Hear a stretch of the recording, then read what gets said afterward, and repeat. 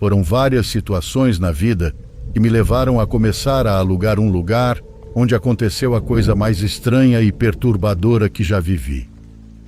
Isso aconteceu em 2012, numa época em que eu estava passando por dificuldades financeiras. Naquele tempo eu trabalhava no Mercadão. Lá conheci várias pessoas e quando peguei confiança com algumas delas, acabei comentando sobre os meus problemas com aluguel e despesas. Foi uma amiga, dona de 2 boxes ao lado do meu, quem me disse que conhecia uma senhora que tinha várias casas para alugar por um preço muito bom. Ela sugeriu que eu falasse com essa mulher porque talvez ela pudesse me ajudar.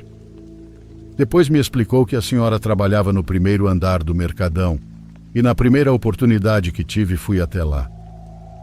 Contei que conhecia aquela moça e que ela havia comentado sobre as casas para aluguel. A senhora trabalhava em uma loja de sapatos e tênis. Era muito simpática e me disse que naquele momento só tinha 2 casas disponíveis. Uma delas não era exatamente perto do meu trabalho, mas o aluguel era absurdamente barato. A casa era pequena, térrea, com um quarto, sala, cozinha e banheiro. Ela me alugaria por R$500, já com água, luz, tudo incluso. Disse também que a casa tinha o necessário para viver, mas me pediu um favor.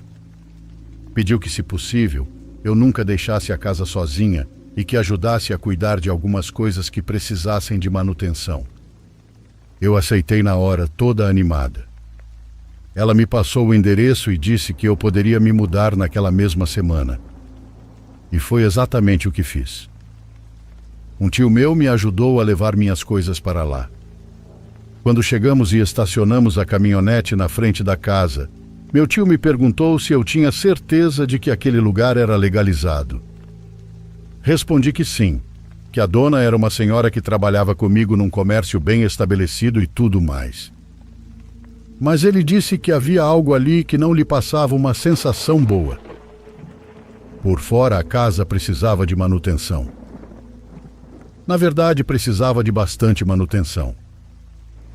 Era uma casa branca, mas a região parecia problemática logo à primeira vista.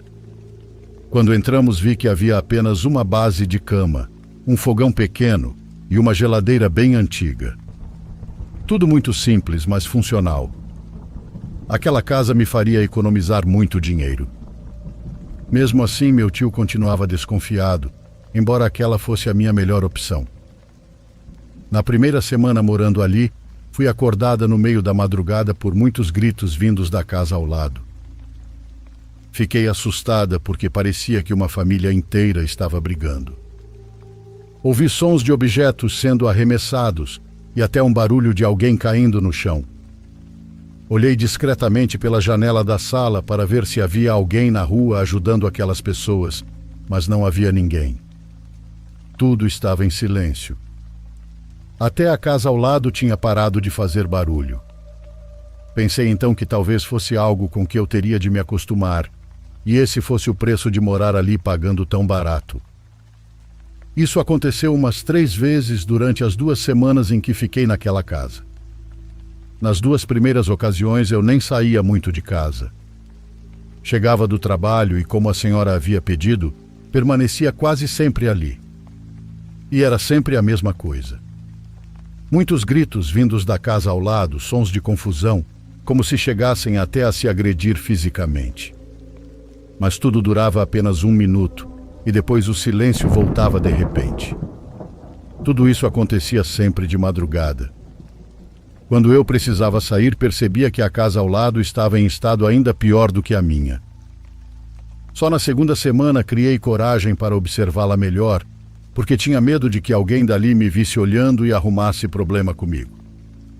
Mas então notei algo estranho. Aquela casa sequer tinha janelas.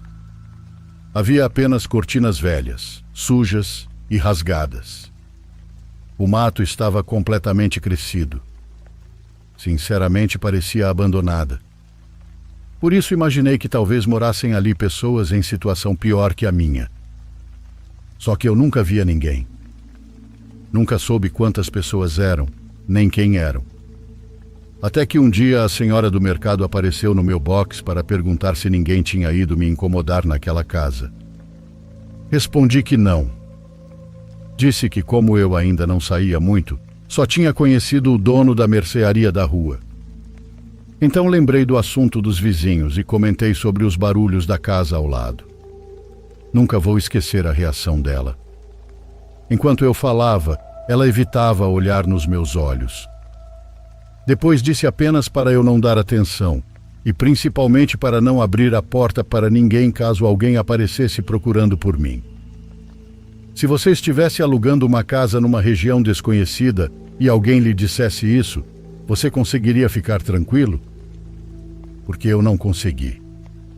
Perguntei por que alguém iria me procurar, mas a senhora apenas respondeu que tinha alguns assuntos para resolver e reforçou que eu não deveria sair da casa, além de cuidar bem dela. Não insisti mais.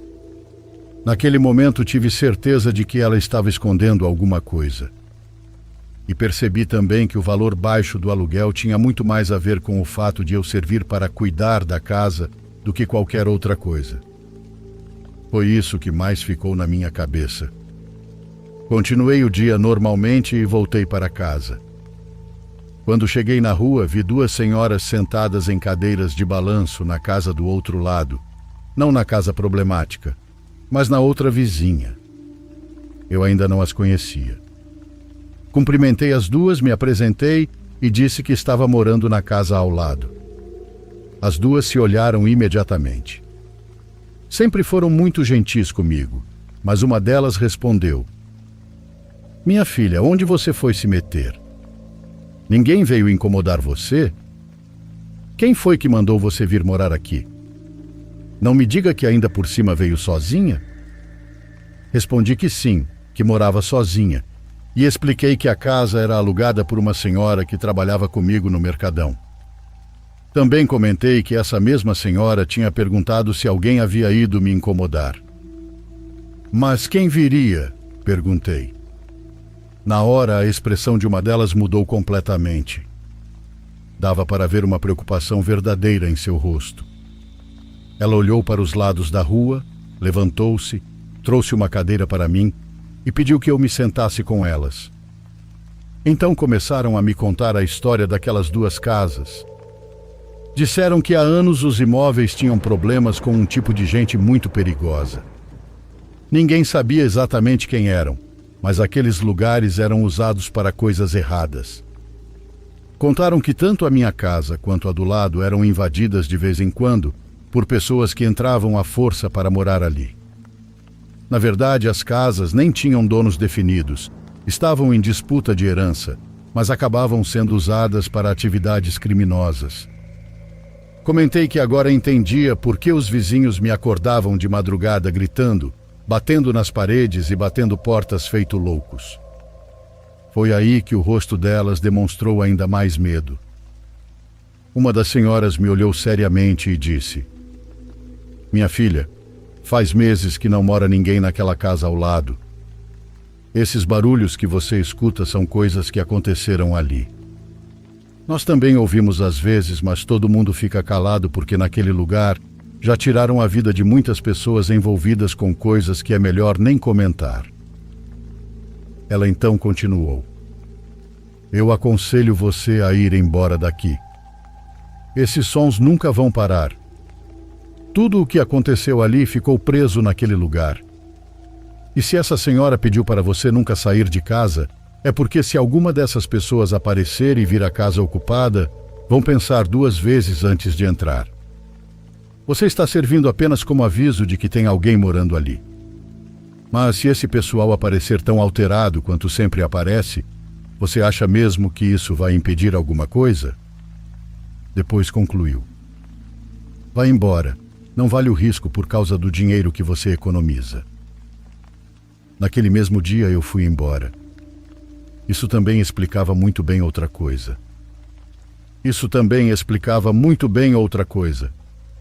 No quarto onde eu dormia, atrás da base da cama e do guarda-roupa existiam marcas de impacto nas paredes, daquelas feitas por objetos que todos sabem muito bem para que servem.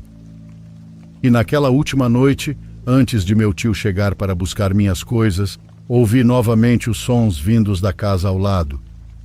Os gritos, as brigas, o caos. Assim que meu tio chegou, fui embora dali sem olhar para trás.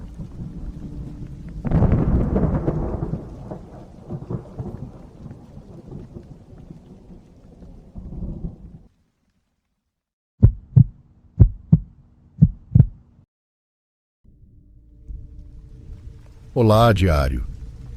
Aqui quem lhe escreve é a Polly. Venho por meio deste relato contar os meus momentos vividos com o sobrenatural. Há alguns anos eu morava na casa da minha mãe de criação, que é na verdade uma tia. Era uma casa muito esquisita e grande. Como sempre, e menos importante, o meu quarto era separado dos demais quartos. Vou explicar. O meu quarto ficava do lado da sala. Já os outros quartos ficavam em um corredor ao lado da cozinha. Enfim, espero que tenha entendido. Chegou um dia em que meus pais estavam viajando. Em casa havia somente eu, uma irmã e uma sobrinha. Naquela madrugada, por volta das 4 da manhã, minha irmã precisava viajar para Fortaleza para levar a filha a uma consulta médica. Enfim, me levantei, fui deixar elas no portão e tranquei o enorme portão com o cadeado. Voltei para dentro de casa, tranquei a porta e fui novamente para o quarto. A casa estava silenciosa e, lembrando, eu estava sozinha. Depois de alguns minutos, algo repentino aconteceu. Ouvi batidas muito fortes na porta da sala e uma voz parecida com a da minha irmã chamando o meu nome, alto e em desespero. Tomei aquele susto da porra. Em seguida, o medo tomou conta de mim. Quando levantei da rede para ir até a porta da sala, lembrei que não poderia ter ninguém ali, até porque para chegar até a porta da sala teria que passar pelo portão e pela área. Daí me dei conta de que não poderia ser minha irmã. Eu mesma tinha trancado o portão com o cadeado. Se fosse ela, estaria chamando no portão e não na porta. Aí o medo e o desespero tomaram conta. O que fiz a seguir foi o clássico. Me deitei na minha redinha e me cobri dos pés à cabeça. Continuei escutando a voz lá fora chamando o meu nome e pedindo para abrir a porta. No meio daquele caos, o dia começou a amanhecer. A voz parou de chamar e eu acabei adormecendo. Mas pense como é aterrorizante. Essas coisas só acontecem quando estamos sozinhos. Enfim, passei um bom tempo com medo. Não sei se era um espírito ou alguma entidade. Na época do acontecido, eu não buscava ajuda espiritual. Era muito jovem e não entendia muito o que acontecia. Hoje em dia, já adulta, as vozes ainda continuam a me chamar, mas hoje sei repreender em nome de Jesus. Por muitas madrugadas ouço a voz de uma mulher me chamando. Às vezes ela toma a voz de algum familiar ou de alguém conhecido, mas já não sinto tanto medo. Se alguém que ouvir meu relato entender sobre esses chamados, ou seja lá o que for, deixe aí nos comentários. Vou ler todos. Pois é diário. Enquanto alguns têm um diário de princesa, eu tenho um diário dos pesadelos.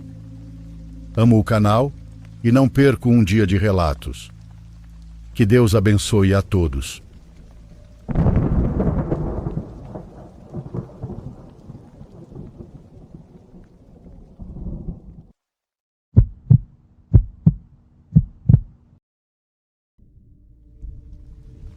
Começo dizendo que esse relato pode ser um pouco pesado para alguns ouvintes.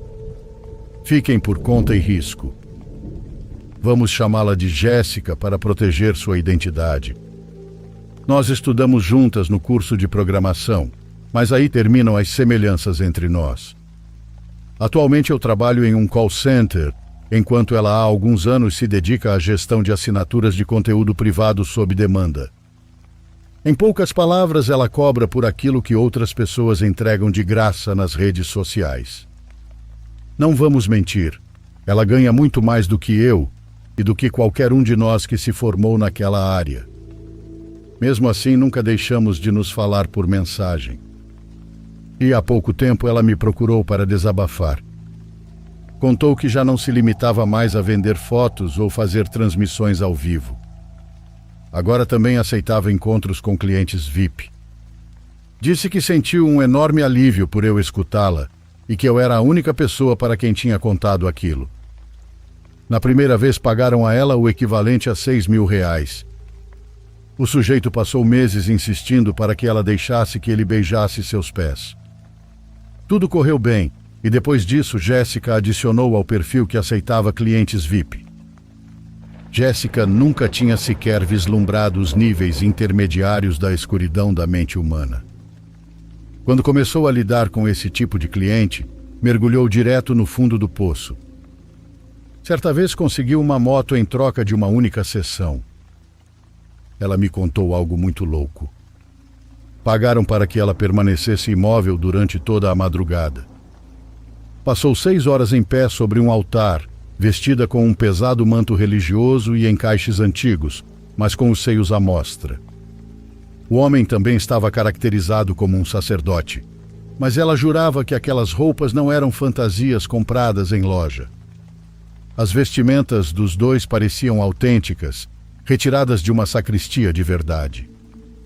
Durante todas aquelas horas, o homem rezou sem parar, chicoteou as próprias costas até sangrar, enquanto ela precisava permanecer imóvel, com o rosto voltado para o céu. O encerramento da sessão aconteceu quando ela teve que derramar cera fervente diretamente nos olhos dele. Naquele instante, o homem arqueou o corpo completamente fora de si, alcançando o clímax que buscava através da dor. Jéssica levou a moto para casa quase à força. Como não sabia pilotar e tinha medo até de ligá-la, deixou o veículo abandonado no quintal. Toda vez que passava perto da moto, ficava pensando no tipo de vazio que aquele homem havia acabado de preencher. Enquanto eu a escutava, percebi que Jéssica era muito inteligente e cuidadosa. Ela sempre marcava os encontros em hotéis, mas nada de lugares decadentes ou motéis baratos. Ela sabia que seus clientes tinham dinheiro suficiente para pagar o que fosse necessário e não correria o risco de entrar na casa deles. Para ela, o hotel era sua garantia de segurança. Era um motel de luxo. Um complexo enorme que por fora tinha uma fachada discreta, quase sem parecer o que realmente era. Por dentro havia dezenas de funcionários invisíveis, circulando por corredores de serviço e elevadores ocultos para que todo o fluxo de mercadorias e luxos permanecesse longe dos olhos dos clientes. Jéssica pagava uma espécie de mensalidade fixa à administração. Isso lhe dava acesso a códigos táteis de segurança espalhados pelas paredes, caso algum cliente se tornasse agressivo, além de um sistema de comunicação que dispensava o telefone do quarto. Como já era considerada confiável, ela mesma dava o sinal para que inflassem a conta com cobranças extras que os homens pagavam sem nem questionar. Havia um cliente com quem Jéssica conversava havia meses. Ele sempre adiava os encontros, usando a desculpa de que era casado e não conseguia escapar de casa. O sujeito costumava aparecer online às 3 da manhã, e Jéssica chegava a acordar nesse horário apenas para conversar com ele. Até então, o homem nunca havia demonstrado interesses estranhos ou fetiches vergonhosos. Mas quando finalmente se encontraram naquele hotel, ele a surpreendeu.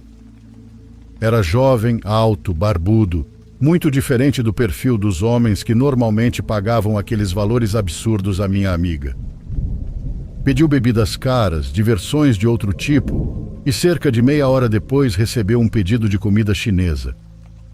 Até aquele momento, tudo parecia apenas uma reunião comum. Talvez estivesse comemorando alguma conquista. O homem parecia tranquilo. Não exatamente sério, talvez apenas um pouco nervoso. Antes de tocar na comida que estava sobre a mesa, ele pegou uma das caixas em que os talheres vinham embalados e retirou o cordão de algodão que a amarrava. Perguntou a Jéssica se ela sabia fazer nós. Ela mostrou o mais básico, o mesmo usado para amarrar cadarços, mas ele insistiu para que praticasse um muito mais complicado. Só seguiram adiante quando ela conseguiu fazê-lo perfeitamente. Não teria parecido estranho se a situação tivesse parado por aí. Mas então o homem tirou algo de uma bolsa. Era um pequeno retângulo vermelho com um botão giratório. Um temporizador de cozinha. Ele aproximou o objeto do rosto dela e perguntou se sabia usá-lo. Foi nesse momento que minha amiga começou a ficar nervosa. Ela já não entendia para onde aquilo estava indo. O homem girou o marcador do relógio e pediu que ela respirasse fundo e, na contagem de 3, prendesse a respiração. Jéssica não aguentou nem 30 segundos. Com toda a calma do mundo, ele explicou que seu próprio recorde era de 1 minuto e 40. Depois disso, levantou-se, jogou toda a comida no lixo e ficou apenas com a sacola plástica. Então começou a falar sobre a sacola, sobre o material com que havia sido fabricada. Se havia algo de que Jéssica se orgulhava, era da capacidade de fingir interesse. Ela era excelente nisso. Mas naquele momento alguns alarmes já tinham disparado dentro dela, então resolveu prestar atenção de verdade. "A bolsa perfeita", disse o homem acariciando o plástico com as 2 mãos. Em seguida entregou a corda e a sacola para Jéssica. Então deitou-se de bruços e levou os braços para trás. Ordenou que ela amarrasse seus pulsos usando o nó que haviam acabado de praticar e que ligasse o temporizador. Havia instruções demais. Assim que o tempo começasse, ela deveria sentar sobre as costas dele, colocar a sacola em sua cabeça e puxá-la para trás com toda a força. O homem tinha fetiche em asfixia. Ele a advertiu para não lhe dar atenção caso começasse a se debater, gritar ou aparentasse implorar para que ela parasse.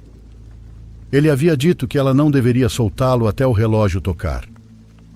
Garantiu que a bolsa não iria rasgar e que ela podia confiar no material. Jéssica fez exatamente isso.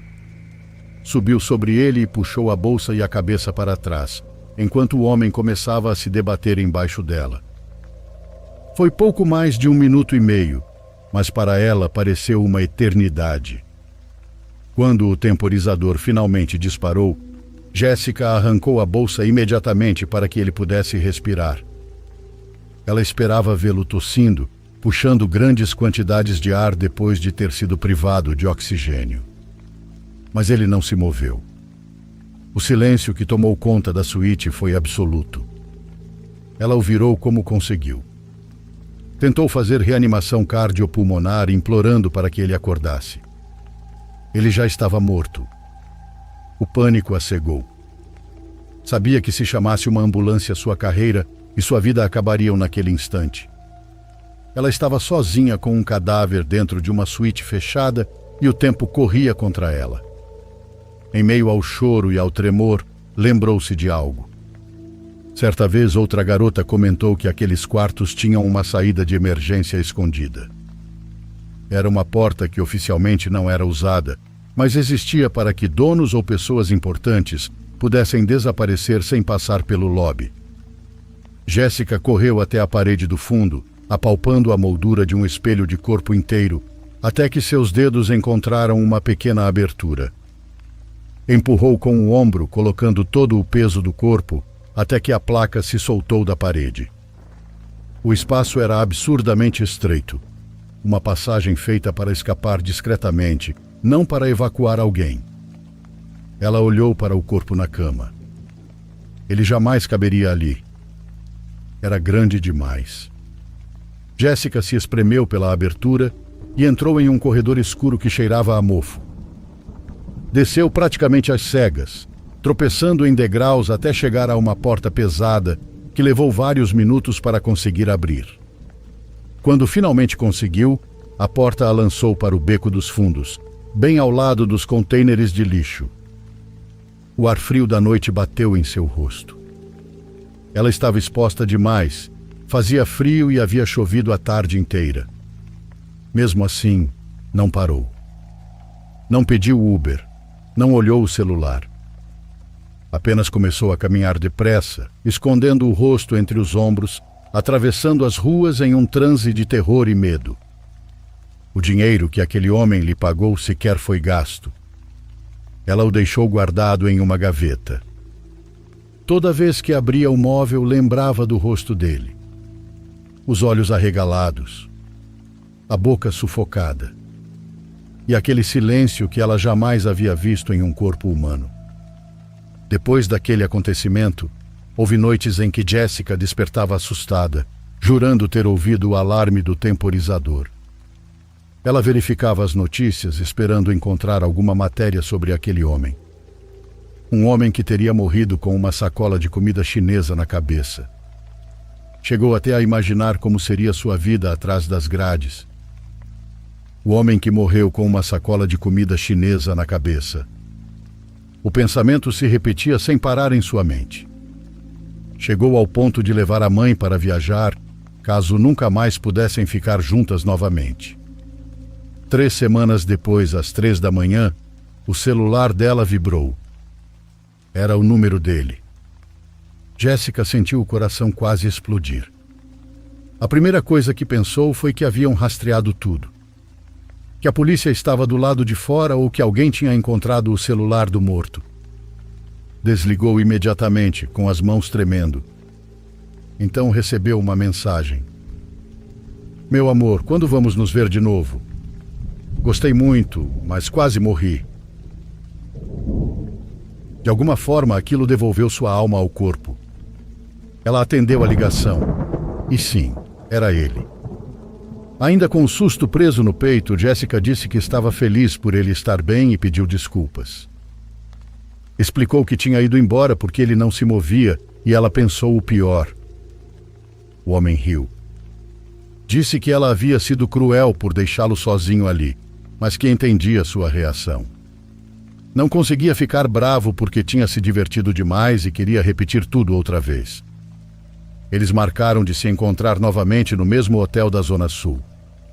Jessica chegou no horário, carregando um nervosismo que ela mesma não sabia explicar. Não conseguia esquecer aquele rosto morto, a pele pálida, os olhos cobertos por uma névoa azulada. Na recepção, a garota que já a conhecia pediu que, quando terminasse a sessão, passasse ali para conversar. Minha amiga perguntou o que estava acontecendo, mas a recepcionista apenas disse que estava ocupada naquele momento e que falariam depois, porque era algo sério. Jessica entrou na suíte. Sobre a mesa, tudo estava exatamente como antes, como se o tempo não tivesse passado. Mas o homem não estava em lugar nenhum. Ela se sentou na cama e ouviu barulhos vindos do banheiro. Chamou por ele, mas não houve resposta. Do outro lado, escutava passos e sons de objetos sendo mexidos. Então decidiu dar privacidade a ele. Ligou a televisão, aumentou o volume e se acomodou na cama. A ideia de repetir aquilo que a aterrorizou por semanas girava sem parar em sua cabeça. Pegou seu cigarro e ficou assistindo. Em algum momento, o sono venceu. Quando despertou, o quarto continuava vazio. A porta do banheiro estava completamente aberta, mas o homem não aparecia em lugar nenhum. De repente, sentiu um puxão violento, como se alguém tivesse puxado sua cabeça para trás. Ela não conseguia respirar. Mas foi apenas uma sensação. Jessica saiu do quarto às pressas. Tentou atravessar o lobby discretamente, lembrando que da última vez havia fugido desesperada pelos corredores e provavelmente tudo tinha ficado registrado nas câmeras. Mas a recepcionista a interceptou e perguntou por que ela estava tão estranha. Nada, eu só preciso ir embora, respondeu tentando desviar. A funcionária assegurou. Começou a falar sobre o cliente dela, o homem da barba. Disse que ele já havia ido várias vezes ao hotel, mas sempre chegava sozinho. Nunca pedia acompanhante. Também não chegava de carro. Simplesmente aparecia do nada e se escondia pelas instalações. Tinham até visto, pelas câmeras de segurança, ele andando por lugares onde não deveria estar, fazendo sabe-se lá o quê. Tem certeza de que é o mesmo homem? Perguntou, tremendo de medo. A recepcionista perguntou se ele não fazia coisas estranhas quando estava com ela. Na mesma hora veio à mente de Jessica a imagem do rosto coberto pela sacola de comida chinesa. Não, nada disso. Mentiu. Mas ela não conseguia sair dali. Sentia que precisava contar. Acho que ele está morto, disse minha amiga antes de começar a chorar. A funcionária a encarou sem entender. Como assim morto? Faz poucos minutos que ele deixou a pasta para cobrarem o serviço. A recepcionista abriu o porta-conta de couro onde normalmente entregavam a cobrança, mas estava vazio. Não havia cartão, dinheiro, comprovante, nada.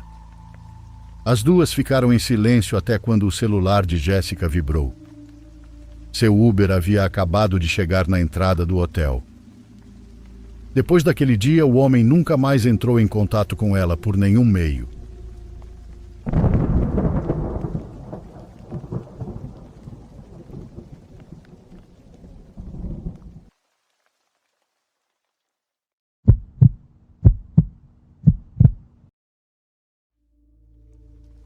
Essa história aconteceu há alguns anos e, sem dúvida, foi uma das coisas mais assustadoras que já vivi na minha vida. É daquelas situações que, quando eu paro para pensar hoje, percebo o quanto tive sorte de ainda estar aqui para contar tudo isso. E digo isso porque só fui entender horas depois o verdadeiro perigo em que estive. Vou tentar contar essa história da melhor forma possível, mas peguem leve comigo, pois eu tinha 18 anos na época. Fora que eu não sou escritor e sempre odiei redação na escola. Estou compartilhando isso apenas como um lembrete de que você nunca sabe quem pode estar por aí escondendo intenções sombrias. Alguns meses antes do incidente que vou relatar, eu me mudei para uma região praticamente rural. Nunca gostei da correria da cidade, então morar em um lugar silencioso, afastado e sem muita movimentação parecia perfeito para mim. Não demorou muito para eu conhecer bem os arredores da região, principalmente as florestas próximas ao meu bairro.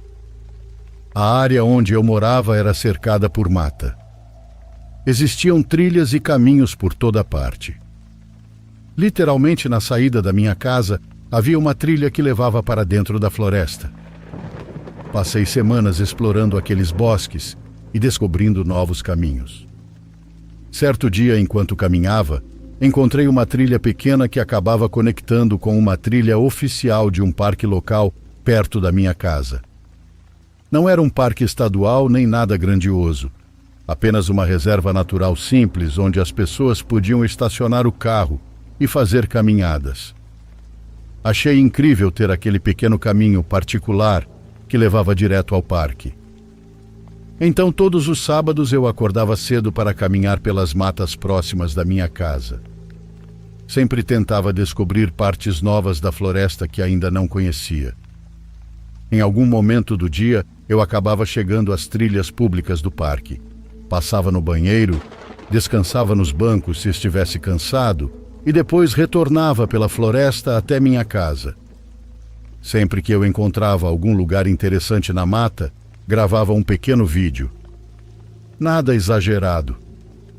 Era quase como um diário pessoal em vídeo, onde eu falava sobre o lugar em que estava e como estava me sentindo naquele momento. Esses vídeos eram só para mim. Eu nunca postava nada na internet. Não era por visualizações nem nada disso. Eu só queria registrar minhas explorações e um dia juntar tudo em um vídeo pessoal. E eu realmente havia encontrado lugares incríveis durante essas caminhadas. Uma vez encontrei uma pequena cachoeira que desaguava em um riacho.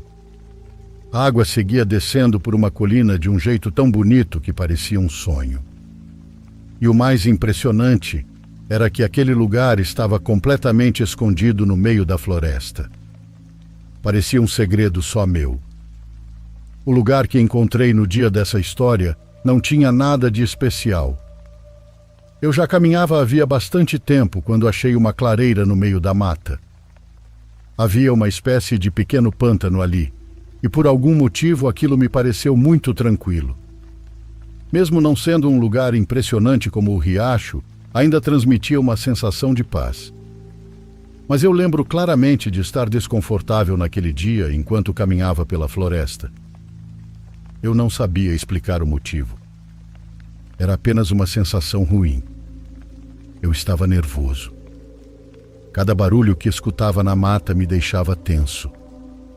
E aquilo era estranho, porque eu já tinha caminhado por aquelas trilhas inúmeras vezes e nunca tinha me sentido daquela forma antes. Então, quando cheguei naquela clareira alagada e senti aquele pequeno momento de paz, foi um alívio. Peguei o celular para gravar um vídeo. O vídeo durou apenas alguns segundos. Eu falava sobre o lugar e comentava como estava me sentindo. Assim que terminei de gravar e de observar a área, comecei a seguir em direção às trilhas públicas. Depois de um tempo, cheguei ao banheiro do parque. Quando saí do banheiro, um homem usando moletom preto, boné roxo e óculos escuros veio diretamente na minha direção e disse: "Tudo bem?" Ele falou com muita confiança, quase como se já me conhecesse. Respondi educadamente, embora um pouco surpreso. Então ele fez alguma piada estranha sobre nós, quase termos esbarrado um no outro. Eu apenas ri sem graça e comecei a me afastar. Enquanto andava, percebi que ele vinha atrás de mim. Olhei para trás e ele acenou, dizendo: "Parece que vamos pegar a mesma trilha." Eu sorri, mas aquele cara já estava me causando uma sensação extremamente ruim. Então falei que na verdade estava esperando alguém e apenas aproveitando para me alongar. Ele balançou a cabeça e continuou andando alguns metros. Mas logo parou, virou novamente na minha direção e voltou até mim perguntando se eu poderia ajudá-lo. Disse que o carro dele estava com problema e que precisava de ajuda para fazê-lo funcionar. Segundo ele, sabia o que precisava ser feito, mas as mãos dele eram grandes demais. Então perguntou se eu poderia usar meus dedos menores para destravar o capô. Ele explicou que o capô do carro emperrava e que precisava de dedos pequenos para abrir o suficiente até que ele pudesse levantar. Aquilo me pareceu estranho e suspeito demais. Comentei que era curioso ele ter acabado de dizer que seguiria pela mesma trilha que eu e agora, de repente, precisava de ajuda com o carro. Depois reforcei que estava esperando alguém, o que era mentira. Ele riu e respondeu que usaria aquela trilha para chegar até o carro, mesmo que o estacionamento ficasse justamente na direção oposta. Nesse momento, meu alerta já estava no máximo. Cheguei a considerar voltar para dentro do banheiro, trancar a porta e ligar para alguém ir me buscar. Eu não sabia se aquele cara era apenas um sujeito estranho tentando puxar assunto ou se era realmente alguém perigoso. Felizmente, naquele instante, um casal passou perto dali. Eu fui imediatamente até a mulher e a cumprimentei como se fôssemos velhos amigos. Ela ficou confusa no começo, mas bastou olhar para meu rosto para entender que alguma coisa estava errada. O homem estranho ficou parado ali por alguns segundos de maneira desconfortável, como se estivesse tentando descobrir se eu estava blefando. Comecei a conversar com o casal, fazendo perguntas aleatórias e até perguntando como os pais deles estavam. Depois de cerca de 1 minuto, o sujeito finalmente começou a andar em direção ao estacionamento. Quando ele já estava longe o suficiente, agradeci à mulher e ao namorado dela por entrarem na situação e expliquei que aquele homem estava parado do lado de fora do banheiro me esperando e que não queria me deixar em paz. Eu sei que não mandei ele embora diretamente, mas sinceramente dava para perceber. Sem contar que ele passava uma energia extremamente perturbadora e eu estava sozinho no meio da floresta. Não queria correr nenhum risco. Observei o homem entrar em um pequeno sedã vermelho. Logo depois ele foi embora. O casal até se ofereceu para chamar a polícia, mas eu disse que não precisava. Eles ficaram comigo por mais alguns minutos, se certificando de que eu estava bem e que o homem do boné roxo não voltaria. Depois, cada um seguiu seu caminho. Eles insistiram em me levar para casa de carro, mas recusei. Disse que preferia ir andando porque não morava longe. Na verdade, praticamente corri até minha casa naquela tarde. O dia inteiro tinha sido estranho.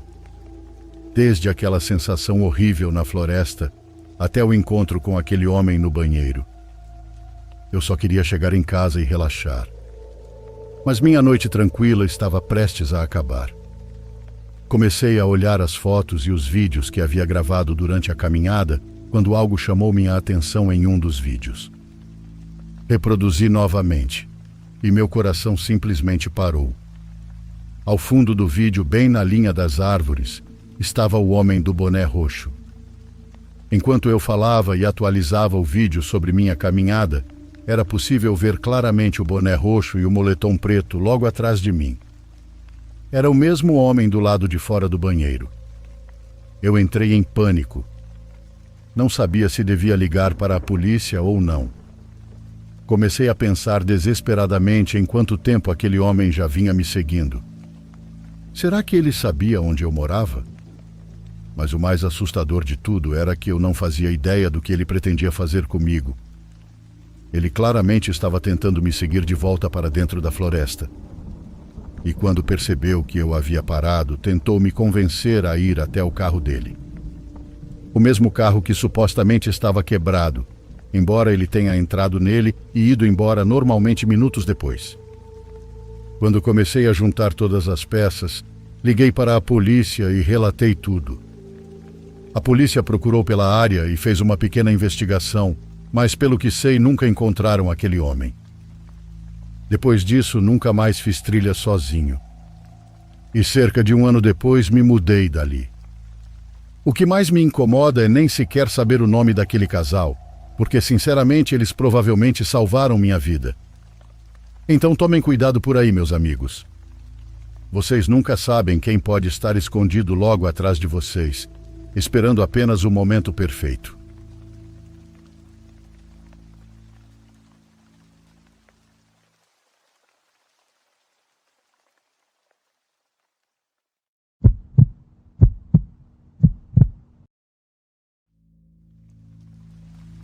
Olá, Diário dos Pesadelos. Meu irmão era camponês, trabalhou na serra por muitos anos e me contou coisas aterradoras que lhe aconteceram. Ele morreu em 2018, mas ainda me lembro disso que ele me contou certa noite, enquanto conversávamos em frente a uma fogueira no dia do seu aniversário. Acontece que ele estava conversando com outros companheiros depois de um árduo dia de trabalho. Depois se despediram e quando ele ia em direção ao ponto de saída, perto de uma árvore seca, ele viu 2 burros em pé, erguidos em posição humana, carregando um saco de batatas sobre as costas. Meu irmão ficou paralisado, apontando a lanterna para eles, e então os burros o olharam fixamente e sorriram. Não foi um sorriso normal, havia um brilho humano nos olhos deles. Um deles chegou a soltar algumas palavras, dizendo algo que ele mal conseguiu entender, com um sotaque estranho. Por favor, não grite, só temos fome. Em seguida, os burros se viraram e se perderam na escuridão. Alberto não dormiu naquela noite, e quando contou aos seus companheiros, alguns riram, mas outros ficaram sérios, como se não fosse a primeira vez que ouviam algo assim. Dias depois, um companheiro lhe disse que perto dali haviam encontrado restos estranhos. Encontraram velas pretas, penas e fluidos secos, a uns 5 metros das plantações. O povo comentava em voz baixa que eram bruxos fazendo suas coisas. Alberto nunca soube se aqueles burros faziam parte daquilo ou que diabos tinha acontecido, mas essa história me deixou arrepiado pelo quão estranha é. Sempre que eu a lembrava, sentia um grande desconforto. E agora que ele não está mais aqui, não consigo evitar pensar que talvez tenha visto algo que não deveria.